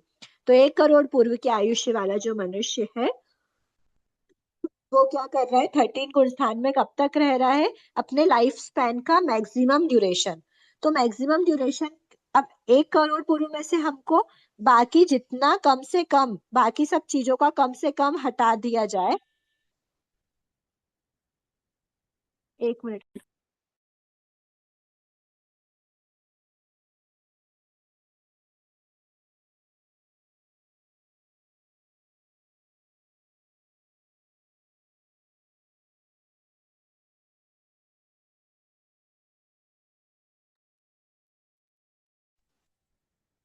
हाँ, तो 13 गुण स्थान में हमको मैक्सिमम लाइफ स्पैन उसका व्यतीत करवाना है, तो जितने भी मैंडेटरी चीजें हैं उसके अलावा हम कुछ भी एक्स्ट्रा इधर उधर वेस्ट नहीं करेंगे। तो क्या क्या कंपलसरी जरूरी क्या है, 14 गुण स्थान में रहना जरूरी है, तो उसको हम माइनस करेंगे 14 गुण स्थान। उसके बाद 13 गुण स्थान तक अगर जीव को पहुंचना है तो जन्म के बाद 13 गुण स्थान तक कब पहुंच सकता है, तो बताया है देशों 9 वर्ष। देशों 9 वर्ष वाला ही क्या कर सकता है, शपथ श्रेणी का आरोहण कर सकता है। तो शपथ श्रेणी आरोहण करेगा अगर अपने लाइफ स्पैन के सबसे पहले देशों 9 वर्ष की वय में क्या करा उसने, शपथ श्रेणी आरोहण करा, और शपथ श्रेणी आरोहण करके 8 9 10 11 नहीं 8 9 10 12 और वो 13 में पहुंचा। 13 में पहुंचते ही उसका 4 प्राकृतिक उदय स्थान स्टार्ट हो जाएगा। 4 प्राकृतिक उदय स्थान में वो लाइफ लॉन्ग रहा, उसके बाद 14 में भी 4 प्राकृतिक में रह के और फिर वो मोक्ष पधारे। तो ये जो ड्यूरेशन है हमको टोटल 1 करोड़ पूर्व में से ये वाला ड्यूरेशन हमने क्या कर दिया, माइनस कर दिया। देशों 9 वर्ष को माइनस करा, तो देशों 9 वर्ष जो है 1 करोड़ पूर्व की अपेक्षा बहुत छोटा काल है। इसीलिए जो 1 करोड़ पूर्व है उसमें से हम देशों 9 वर्ष जब माइनस करते हैं तो वो काल हमारा ये वाला छोटा सा देशोन ही कहलाता है। देशोन मतलब देश उन, बहुत थोड़ा सा हमने कम करा। 1 करोड़ पूर्व में से अगर आपने एक समुद्र का जितना पानी है, एक समुद्र के पानी में से, चलो समुद्र नहीं बोलो, एक तालाब ही बोल दो, कम करी है तो वो बहुत छोटी सी होगी, तो मतलब नेग्लिजिबल हो जाएगी, तो हम इतना ही कहेंगे बहुत थोड़ा सा कम किया है। इसीलिए 1 करोड़ पूर्व जो है, 1 करोड़ पूर्व में से कुछ कम करने का जो ड्यूरेशन है उसको हम क्या बोलेंगे, देशों करोड़ पूर्व। अब ये ध्यान रखना, ये जो 1 करोड़ पूर्व वाला जो मनुष्य है, क्योंकि ये आपको अलग से क्वेश्चन आ सकता है, 1 करोड़ पूर्व वाला जो मनुष्य है वो क्या होगा, शायिक सम्यक्त्व ही होगा। ऑलरेडी वो पूर्व भाव से शायिक सम्यक्त्व लेके आया है। क्यों बोला ऐसा, क्योंकि हमने क्या बोला कि हमको जो कंपलसरी चीजें है वो ही हमको रखना है, उसके अलावा बाकी सब उसके हटा देना है। तो शायिक सम्यक्त्व की प्राप्ति में जो अंतर्मुहूर्त लगता है उसको भी हम क्या कर देंगे, इस भाव में हटा सकते हैं।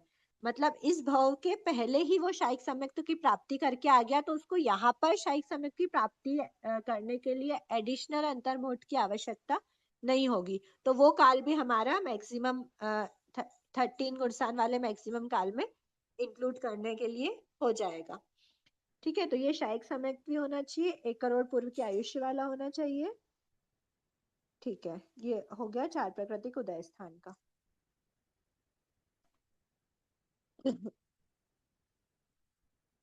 अब इसमें एक बार इसका दीदी स्क्रीनशॉट। ऐसे किसी शायिक समकत्वी पुरुष का कोई एग्जाम्पल है क्या? एग्जाम्पल तो बहुत होंगे पर हेमंत वर्णन मुनि, नहीं है। दीदी हेमंत मुनि। हम डायरेक्टली नहीं बोल सकते ना कि वो अंतर्मुहूर्त, हेमंत क्योंकि मुनि नहीं होंगे किसी दिन? अंतर्मुहूर्त का काल बहुत छोटा है। अंतर्मुहूर्त का दीदी काल बहुत छोटा। एक बार प्लीज मेरी तो अतिमंत सुन लीजिए, या तो आप बोल लीजिए। ठीक है, हाँ फरमाओ। अंतर्मुहूर्त का जो काल होता है ना वो बहुत छोटा सा काल होता है, तो हम उसमें ये नहीं बोल सकते कि जो एवंता मुनि भले ही वो कम से कम आयुष्य में जो भी कम से कम आयुष्य में उन्होंने समय वो ले लिया, संयम ग्रहण कर लिया, पर उसी संयम ग्रहण करने के अंतर्मुहूर्त के अंदर वो उसमें शपथ श्रेणी का आरोहण कर लिए, 13 गुण स्थान में पहुंच गए, केवली बन गए। ऐसा अगर ऐसा क्लियर वर्णन हो तो ले सकते हैं, बाकी संभावना तो कम है जहां तक मेरा ध्यान है। मेरे को और ऐसा एवंता मुनि की 1 करोड़ पूर्व की आयुष्य नहीं थी ना, क्योंकि वो चौथे आर्य में हाँ जन्मे थे। हाँ, उनके 1 करोड़ पूर्व की आयुष्य नहीं है संभावना। नहीं हो सकते क्योंकि 4th आर्य में जन्मे हुए हैं। ठीक है।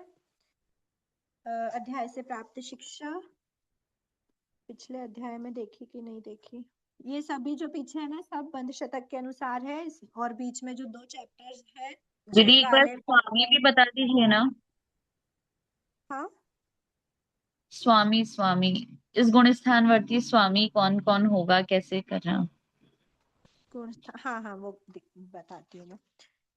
13 और 14 में आगम व ग्रंथों के अनुसार लेना, और बाकी पीछे के सारे जो हम ले रहे हैं, सत्ता स्वामित्व, उदय स्वामित्व और ये वाले भी जो स्थान है, ये सभी श्री बंध शतक के अनुसार है। फर्स्ट गुण स्थान में याद रखना श्री कषाय प्राभृत है, और एक और क्या था, श्री कर्म प्रकृति के अनुसार, श्री कषाय प्राभृत एवं श्री कर्म प्रकृति के अनुसार अध्याय 12 है। और बाकी नीचे एक दो जो दिए गए हैं सभी में तो नीचे ऐसा कोई है नहीं, बस एक वो 7 प्रकृति का जो हमने देखा था, जो मैंने पोल के क्वेश्चन में भी डाला था, श्री प्रज्ञापना सूत्र की अपेक्षा। बाकी तो विशेष लेने का ऐसा कुछ है नहीं। ठीक है। स्वामी जो आप बोल रहे हो ना, स्वामी वो अलग अलग 4 गति के जीवों की अपेक्षा बोल रहे हो क्या? हाँ दीदी।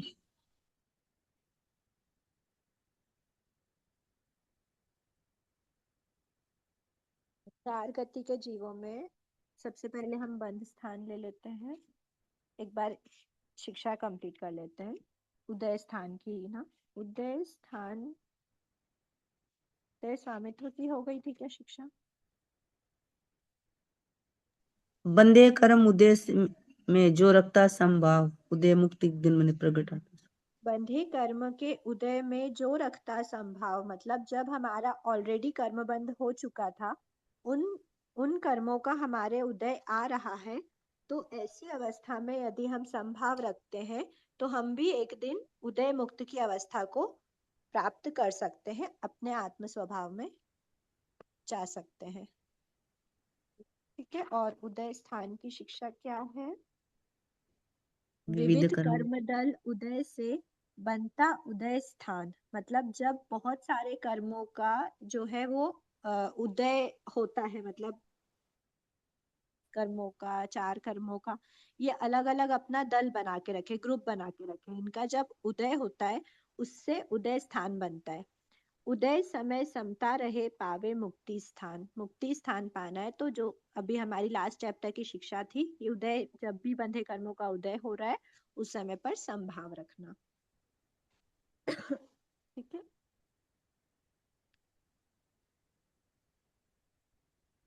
एक बार ना वो, चलो अब देख लेते हैं, आपने बोला तो फटाफट देखेंगे लेकिन। हाँ, ज्ञानावर्णी, दर्शनावर्णी, नाम गोत्र अंतराय, इसमें मैं ऐसे ही शॉर्ट में बता देती हूँ क्योंकि आपके चैप्टर में नहीं है, सिलेबस में नहीं है, तो हम टाइम वेस्ट नहीं करेंगे ज्यादा इस पे। चारों गति के जीव हैं लेकिन 1 से 10 गुण स्थान में, और बस पहले आप ये ध्यान में रख लो, फिर अपने आप ही निकाल सकते हो। नरक गति में 1 से 4 तक गुण स्थान होता है, तिर्यंच गति में 1 से 5 तक गुण स्थान होते हैं, मनुष्य गति में 1 से 14 तक गुण स्थान होते हैं, और देव गति में 1 से 4 तक गुण स्थान होते हैं। ठीक है, ये हो गया। अब जब आप ये निकाल लोगे ना तो आपको ये निकालना इजी रहेगा, मैं ऊपर ऊपर से बता देती हूँ, बाकी होमवर्क है। ज्ञानावर्णी, दर्शनावर्णी, नाम गोत्र अंतराय 1 से 10 तक होते हैं। नरक जीव की अपेक्षा 1 से 4 होंगे, तिर्यंच की अपेक्षा 1 से 5 होंगे, मनुष्य की अपेक्षा 1 से 10 होंगे, देव की अपेक्षा 1 से 4 होंगे। यहाँ पे 10 क्यों बोला? क्योंकि 11, 12, 13 में इनका बंद होता ही नहीं है, 11, 12, 13, 14 में। वेदनी कर्म में 1 से 13, नरक की अपेक्षा 1 से 4, तिर्यंच की अपेक्षा 1 से 5, देव की अपेक्षा 1 से 4, मनुष्य की अपेक्षा 1 से 13। मोहिनी 1 से 9, मनुष्य की अपेक्षा 1 से 9, बाकी सब सेम। आयुष्य कर्म 1 2 4 5 6 7वें का एक संख्यातम भाग, नरक गति की अपेक्षा 1 2 चौथा, तिर्यंश की अपेक्षा 1 2 चौथा पांचवा, मनुष्य की अपेक्षा एज इट इज, देव की अपेक्षा 1 2 चौथा।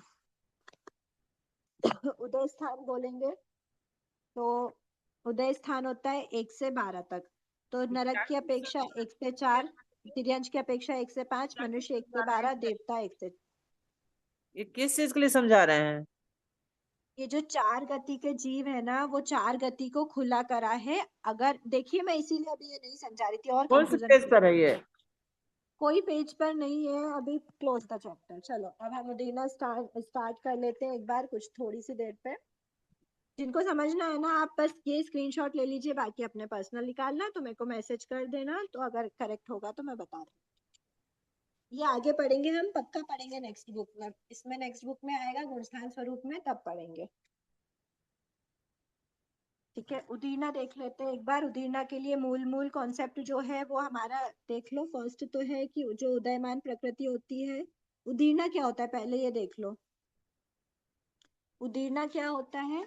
उदीर्णा होता है उदयावली का बहिर्भूत कर्म प्रदेशों को प्रयत्न विशेष से उदय में लाना। ये आपका निषेक है, ये आपकी उदयावली का है, और ये आपका उदय समय है। इस उदय समय, ये जो उदय समय है, इस उदय समय में इस पूरी एक आवलिका के प्रदेशों का उदीर्णा नहीं हो सकती। इसके ऊपर के जितने हैं, बहिर्भूत मतलब बाहर के, तो ये उदयावली का बहिर्भूत जो प्रदेश है उनको प्रयत्न विशेष से किस में लेके आ रहा है? उदय समय पर। ये उदय समय है, इस समय पर लेके आना, वो क्या कहलाता है? उदीर्णा कहलाता है। उदयावली का बहिर्भूत कर्म प्रदेशों को प्रयत्न विशेष से उदय समय में लाना। अब सबसे पहले तो बताया है आगम का ग्रंथ, चलो वो बाद में देखते हैं, आगमिक मत और कर्म ग्रंथ का मत। उदयमान प्रकृति है, उदयमान प्रकृति की ही उदीर्णा होती है।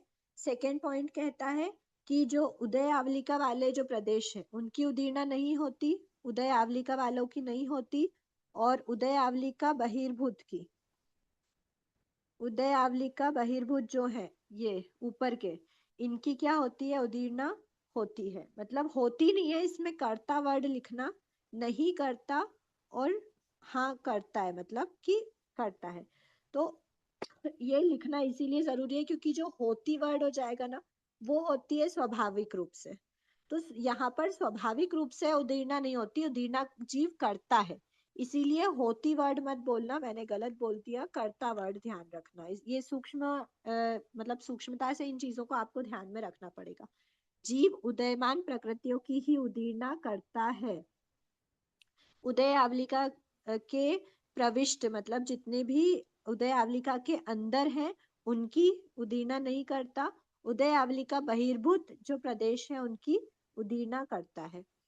फिर फोर्थ पॉइंट क्या कहता है कि कुछ प्रदेशों की करता है, सभी की नहीं करता, सभी प्रदेशों की उदीर्णा नहीं करता। फिर फिफ्थ पॉइंट कहता है वेदनी कर्म और आयुष्य कर्म की। तो वेदनी कर्म आयुष्य कर्म में फिफ्थ पॉइंट में मतांतर है। कैसा है कि सबसे पहले तो बात मतलब वेदनी और आयुष्य इन दोनों का जो है वो किस में करता है? ओनली प्रमत्त परिणामों में ही इनकी उदीर्णा करता है। ये तो दोनों मत कह रहे हैं, दोनों मत इसमें सम्मत है कि प्रमत्त परिणामों में मतलब 1 से 6 गुण स्थान में ही इसकी उदीर्णा होती है। पर इसके अलावा अगर डिफरेंस आया है तो वो आया है सदैव वर्ड का, कि आगमिक मत क्या कहता है? आगम के ग्रंथों के अनुसार वेदनी कर्म और आयुष्य कर्म की, वेदनी कर्म और आयुष्य कर्म की प्रमत्त परिणामों में उदीर्णा सदैव नहीं होती। और जो कर्म ग्रंथ का मत है, कर्म ग्रंथिक मत क्या कहता है कि वेदनी और आयुष्य की प्रमत्त परिणामों में सदैव होती है, उदीर्णा सदैव करता है। उदीर्णा सदैव करता है। अब वेदनी के लिए तो सीधा सीधा बोल दिया कि जो प्रमत्त परिणामों में सदैव करता है या सदैव नहीं करता। तो अभी हम कर्म ग्रंथ के अकॉर्डिंग चल रहा है, तो हमारा जो फिफ्थ पॉइंट है वो ये है, जय जिनेन। सदैव करता है। जय जिनेन, ये सदैव में अपन क्या समझे कि मतलब कंटिन्यूस नहीं कर रहे, कभी भी कर मतलब भजना समझे अपन ना इसको। सदैव मतलब हमेशा कर रहा है, नियमा होती है। यहाँ पे जो आगम के हिसाब से सदैव नहीं कर रहे हैं, तो हाँ, यहाँ पे क्या समझे अपन कि भजना कभी करता समझे है ना, कभी नहीं करता। कभी हाँ, करता है भजना। कभी नहीं करता। हाँ हाँ ठीक है, थैंक और यू। सदैव करता है मतलब नियमा है।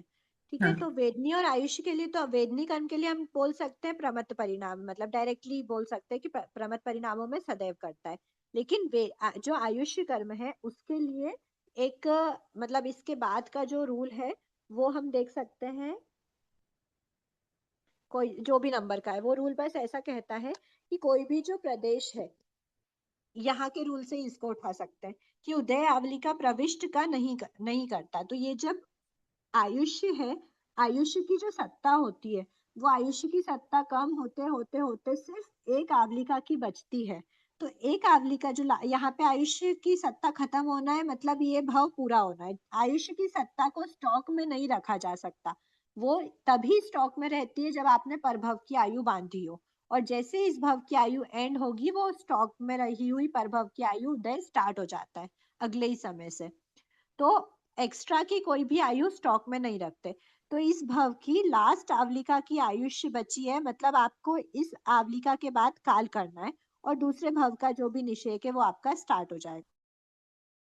लेके नहीं आ रहे हो आप, इसी निषेक में से लेके आ रहे थे उदय समय में, और अब आपके पास लास्ट आवलिका बची, उसके ऊपर आपके पास इस आयु के कोई भी प्रदेश नहीं बचे। तो अब आप कोई भी प्रदेशों को लेकर प्रयत्न विशेष से उदय समय में नहीं ला सकते, मतलब आप उदीना नहीं कर सकते हो। कब नहीं कर सकते हो? जब लास्ट आवलिका बची हो।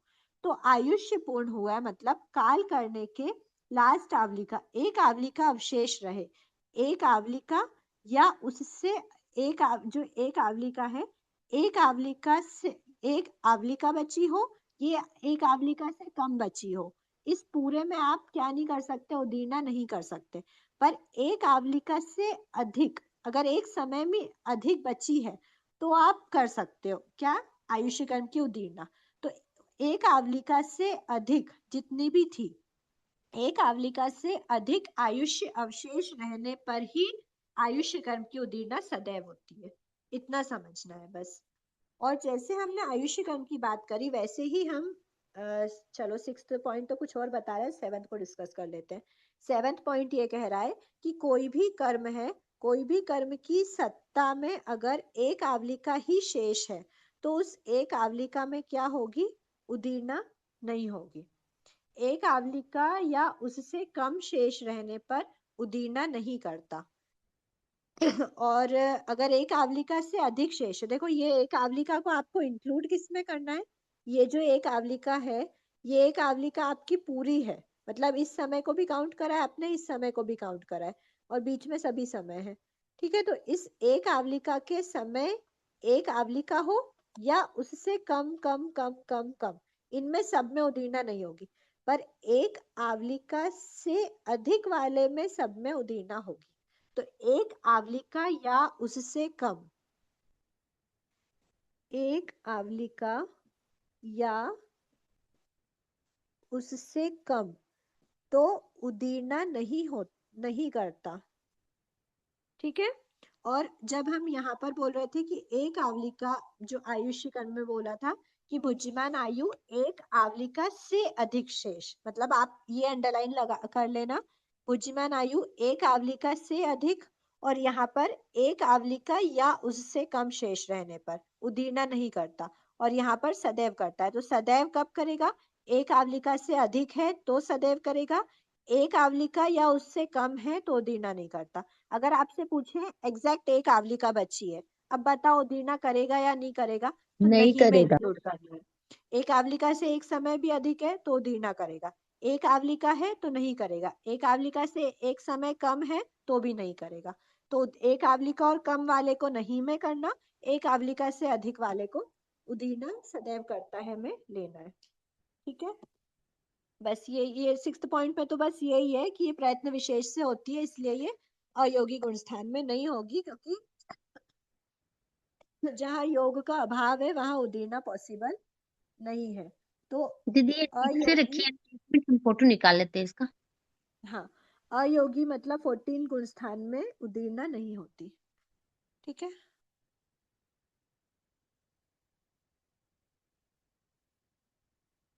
अब इनका एक बार हम स्वामी भी देख लेते हैं साथ साथ में, यही बेसिस पे। हो गया?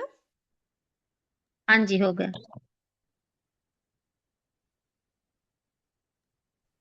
दीदी सबसे कुछ पहले क्वेश्चन क्वेश्चंस हम पूछूं लास्ट क्या? में एक बार लास्ट में ले लेंगे अच्छा क्वेश्चन। ठीक है, तो ठीक। नहीं तो आप पर्सनली पूछ लेना। आप ओके पर्सनली दी, ओके। थोड़ा सा कंप्लीट कर ले, क्योंकि कल हमारी लास्ट क्लास है, उसमें हमको संवेद भंग भी लेना है, उदीर्णा सत्ता दोनों लेना है, तो इसलिए थोड़ा सा रिवीजन में कर लेते हैं। उदीर्णा का सबसे पहले हमारे पास क्या क्या प्रकृति है? ज्ञानावर्णी है, दर्शनावर्णी। अभी हमने बात किस किस की करी? अभी हमने एक्सेप्शन केस लिया है वेदनी कर्म के लिए, आयुष्य कर्म के लिए, है ना। वेदनी आयुष्य के लिए हमने एक्सेप्शन लिया।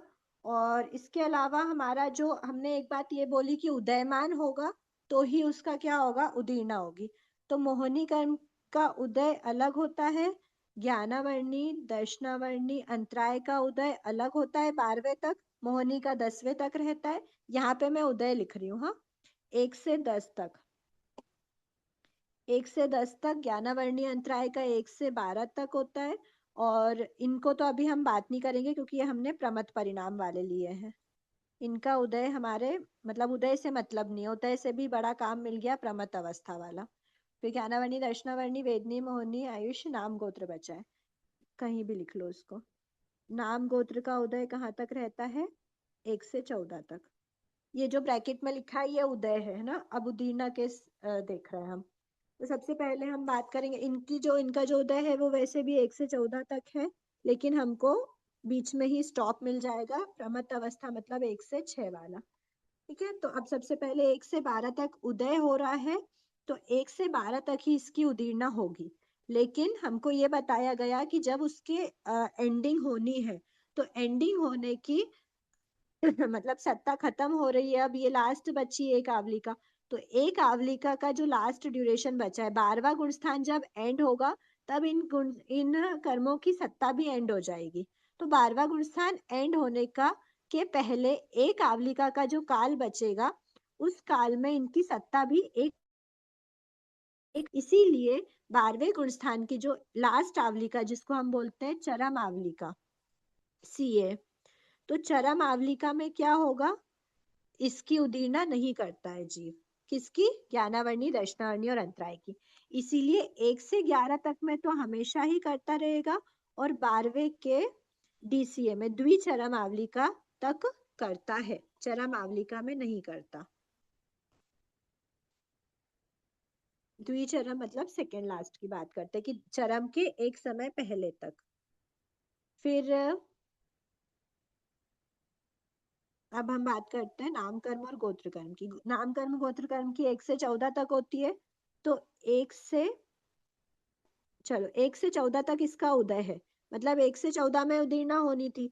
लेकिन क्या बताया कि जो 14वां गुण स्थान है वो हमने 6th पॉइंट देखा, अयोगी गुण स्थान में मतलब प्रयत्न विशेष से होती है उदीर्णा, तो अयोगी जहाँ योग का अभाव होगा वहां पर उदीर्णा पॉसिबल नहीं है।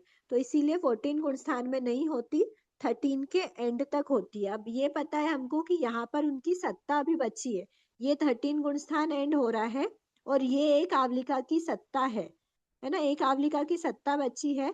और 13 गुण स्थान के बाद 14 गुण स्थान भी अभी हमारे पास है। तो ये जो 14 गुण स्थान में उसकी एंडिंग होगी, तो हमको ये सॉरी मैंने थोड़ा सा गलत बता दिया, ये जो एक आवलिका है ये एक आवलिका से ज्यादा उनकी अभी बची हुई है, और 13 गुण स्थान हमारा यहीं पे ही एंड हो जाता है। तो 13 गुण स्थान तो एंड हुआ, स्थान में हमारे पास ये एक आवलिका है, एक आवलिका से भी ज्यादा सत्ता बची हुई थी, पर फिर भी 13 गुण स्थान के एंडिंग तक ही उसकी उदीर्णा पॉसिबल होती है। 13 के आगे वाले में प्रवेश करने पर उसकी उदीर्णा नहीं होती, क्योंकि 14 गुण स्थान लग जाता है, चाहे एक आवलिका से ज्यादा भी क्यों ना बचा हो। ठीक है, इससे पता क्या चल रहा है कि जो हमारा 14 गुण स्थान का काल है वो एक आवलिका से तो ज्यादा है। ये तो अंडरस्टूड है ना। नहीं तो अगर एक आवलिका से कम होता तो हमको 13 में से भी माइनस करना होता, पर हमने क्या बोला, 13 गुण स्थान के लास्ट समय तक उसकी उदीर्णा चल रही है, और 14 में क्यों माइनस करेंगे? क्योंकि 14 गुण स्थान में योग नहीं होता, अयोगी गुण स्थान है। इसीलिए 1 से 13 के लास्ट समय तक इनकी उदीरना होती है। ठीक है। फिर अब बात आती है वेदनीय और आयुष्य की। तो वेदनीय आयुष्य का 14वें गुण स्थान तक इसको जो उदीरना है उसके लिए एक रूल बता दिया, प्रमत्त परिणामों में ही इनकी उदीरना करता है, इसीलिए 1 से 6 गुण स्थान तक ही इनकी उदीरना होगी। फिर मोहिनी कर्म का वापस क्या है, 10वें गुण स्थान तक उदय है। 10वें गुण स्थान के बाद 2 तरह के जीव होते हैं, एक होता है जो 11वें में जाता है, एक होता है जो 12वें में जाता है। 12वें में जो जा रहा है उसके 10वें गुण स्थान की जो सत्ता है वो क्षय हो चुकी है। 10वें मतलब 10वें के लास्ट समय तक उसकी सत्ता होगी, उसके बाद नहीं होगी। तो सत्ता से एक आवली का पहले का जो ड्यूरेशन है उसमें उसकी उदीरना रुक जाएगी। तो ये जो एक आवलिका का जो ड्यूरेशन है 10वें के लास्ट समय की एक आवलिका पहले, मतलब 1 से 9 तो पूरा और 10वें का द्विचरम आवलिका। और जो 11वां गुण स्थान वाला है, 11वें गुण स्थान में उसकी सत्ता तो अभी यहाँ से मतलब यहाँ से लेकर उसकी सत्ता तो और आगे तक भी है, 11वें के बाद तक भी है। क्यों? क्योंकि 11वें के बाद तक इसीलिए है कि 11वें से जब वो वापस 10वें या चौथे में आएगा तो उसको वापस उसका उदय होना पड़ेगा। मतलब यहाँ पर उसने उपशमन की उपशांत की अवस्था है, यहाँ पर प्रदेश नहीं है, लेकिन उसके बाद सत्ता में वापस उसके प्रदेश होंगे, जिसको हम द्वितीय स्थिति बोलते हैं, जो हमने अभी पढ़ा था प्रथमोपशम द्वितीयोपशम वगैरह में। तो ये जो द्वितीय स्थिति होगी, उस द्वितीय स्थिति में प्रदेश पड़े होने के कारण ही उनके 10वें या चौथे में वो पहुंचा। और फिर स्थिति तो उसकी लंबी शेष है, एक आवलिका बची ऐसी बात नहीं है, ज्यादा स्थिति अवशेष रहने पर भी, क्योंकि 10वें के एंडिंग समय में उसका उदय खत्म हो जाएगा। ठीक है, इसीलिए 10वें गुण स्थान की एक आवलिका शेष रहने पर मोहिनी कर्म की उदीरना भी क्या हो जाएगी, रुक जाएगी। 10वें के एंडिंग में उदय रुक जाएगा, उसके पहले उदय आवलिका, हमने बोला ना कि उदय आवलिका यहाँ पर उसका उदय है, उदय तो यहाँ तक पूरा है, इसमें पूरे में उदय चलेगा, लेकिन उदय जहाँ पे खत्म, जैसे यहाँ पर हमारा उदय खत्म होना है, तो उदय खत्म होना है मतलब इस उदय की यहाँ से नीचे से बढ़ते बढ़ते बढ़ते बढ़ते बढ़ते हम आगे पहुंचे पहुंचे पहुंचे, और ये हमारा उदय समय, और उदय समय ये है, और उदय का एंडिंग समय ये है। मतलब अब ओनली एक आवलिका बची है हमारे पास।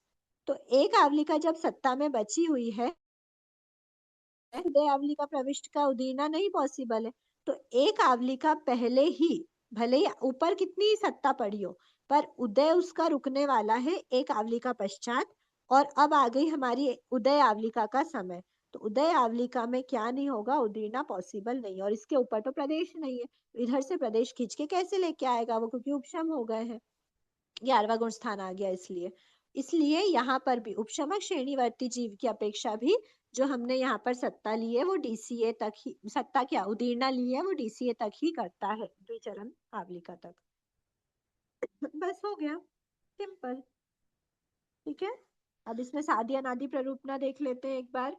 सादी अनादि प्ररूपना है 13 गुण स्थान है, यहाँ 11th है, 11th के बाद 12th की द्विचरम है, 12th की द्विचरम के बाद वापस जब चरम आवलिका में जाता है, 12th की चरम आवलिका में गया तो उसका क्या हो गया, उदीरना का स्टॉप हो गया। अब इस यहाँ से वापस 13 में जाएगा जहां पर स्टॉप की ही अवस्था होती है, मतलब वापस बिगनिंग नहीं हो रही है, तो यहाँ पर सादी का भंग घटित नहीं होगा। यहाँ लिख लेते हैं एक बार, ये रब कर दो क्या अगर इसका काम नहीं हो तो।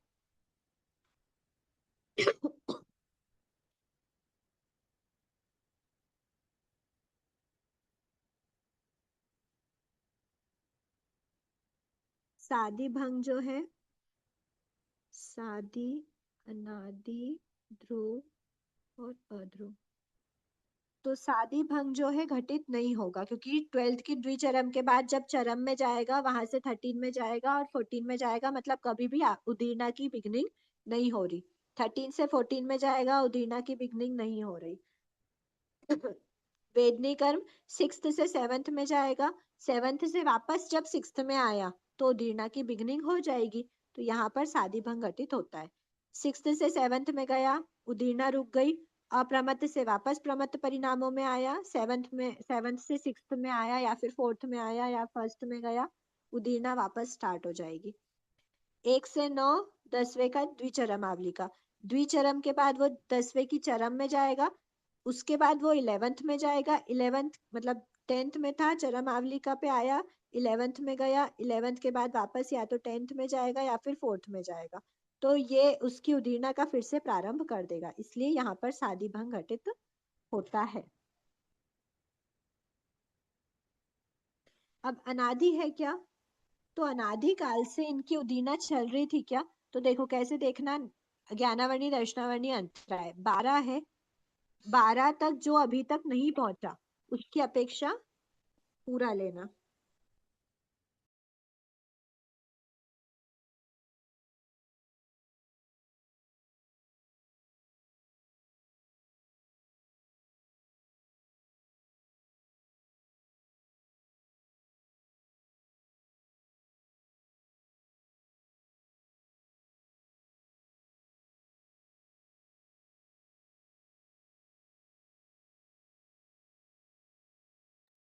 सॉरी, हाँ, अब 12 है, 12वें के बाद फिर से उसकी मतलब जो जीव अभी तक 12 गुणस्थान 12वें गुणस्थान पर नहीं पहुंचा उसकी अपेक्षा अनादिकाल से है।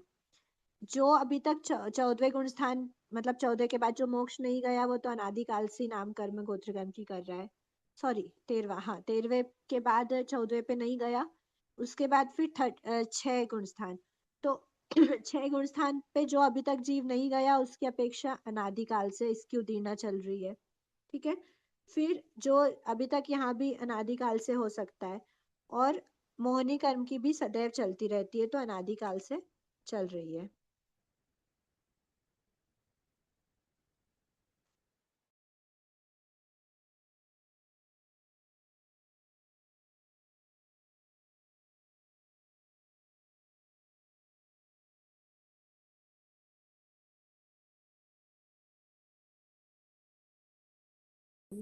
हमेशा होती है। नेक्स्ट, अध्रुव रूप से मतलब उदीर्णा रोकेगा।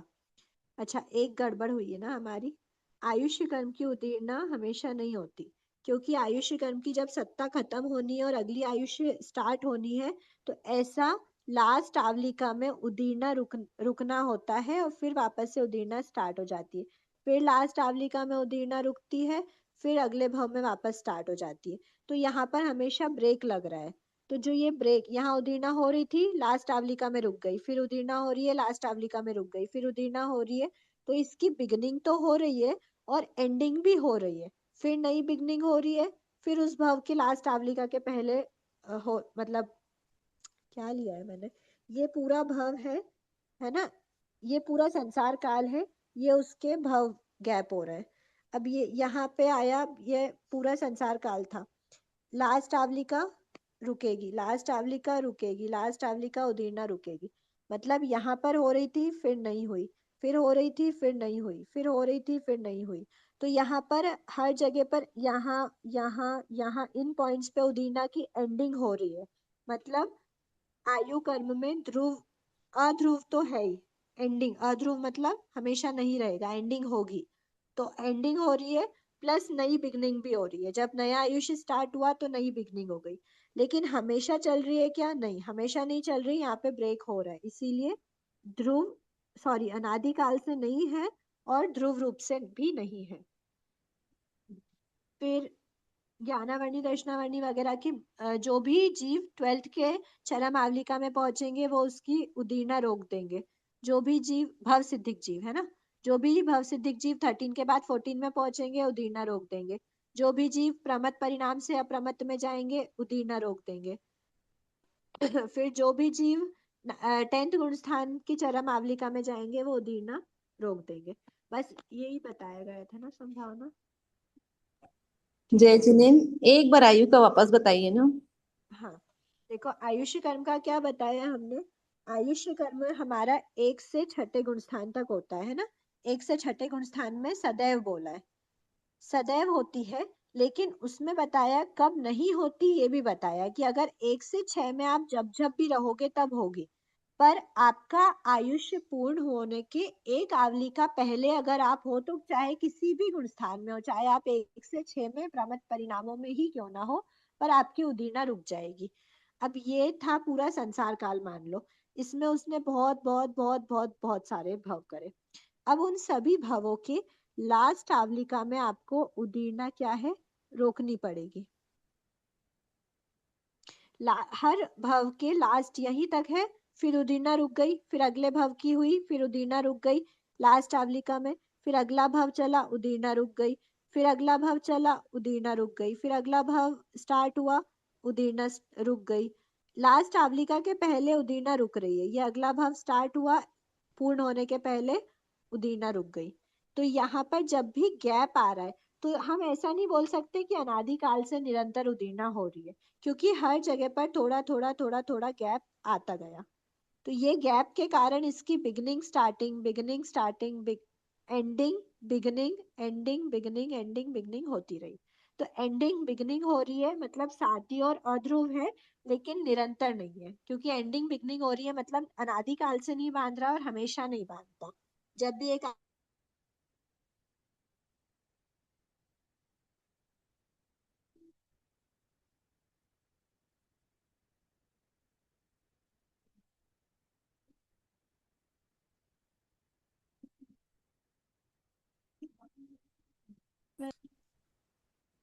उदय के संग उदीर्णा रहे छोड़ अपवाद, कुछ अपवाद छोड़ के, जैसे कि आयुष्य कर्म का उदय होने के बाद भी लास्ट आवलिका में उदीर्णा नहीं होती, ये एक लिए उदय 14 तक है फिर भी उदीर्णा 6 तक ही होती है, एक अपवाद।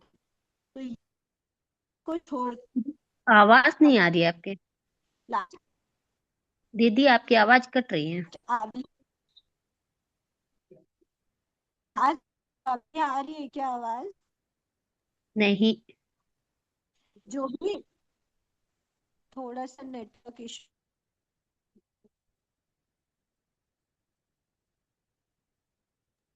सबको आ रही है क्या या मेरा नेट प्रॉब्लम है?